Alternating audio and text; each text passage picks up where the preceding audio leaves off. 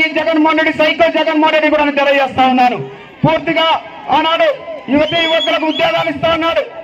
ఉద్యోగాలు ఇస్తామని నమ్మబడికి ఒక్క కూడా ఉద్యోగం ఇవ్వలేదు. జాబ్ క్యాలెండర్ నాడు ఇవ్వలేదు. అదేవిధంగా చాలా మోసం చేశారు. గ్రామాలు అభివృద్ధి చేస్తా ఉన్నాడు. ఏమీ చేయలేని పరిస్థితి వచ్చాడు. ఇవాళ ఈ సిరివెల్ల పట్టణం చూస్తే ఇవాళ సమస్యలు చెప్పుకుంటూ పోతే వాళ్ళ తెల్లవారు చెప్పిన ఈ సిరివెల్ల పట్టణంలో తీరే పరిస్థితి లేదు. ఇవాళ ఎన్ని సమస్యలు ఉన్నాయంటే అన్ని సమస్యలు మన సిరివెల్ల పట్టణంలో ఉండే పరిస్థితి వచ్చారు. కాబట్టి ఇవన్నీ సమస్యలు తీరాలంటే మనకు ఈ సైకో జగన్మోహన్ రెడ్డి పోవాల్సిన అవసరం ఉంది.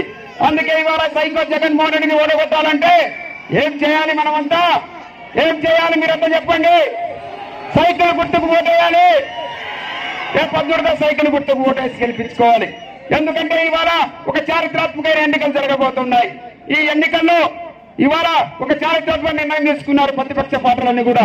ఈ సైకో జగన్మోహన్ రెడ్డిని ఇంటికి సాగనంపాలంటే ఇవాళ 3 పార్టీలు ఏకమయ్యే పరిస్థితి వచ్చింది.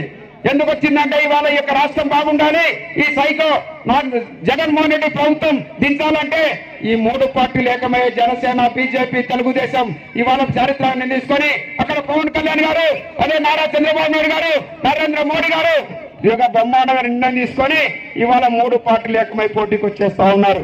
అందుకు మీరందరూ కూడా మద్దతు తెలిపాల్సిందిగా కోరుతా ఉన్నాను. అదేవిధంగా ఇవాళ చేసి ఈ 3 పార్టీల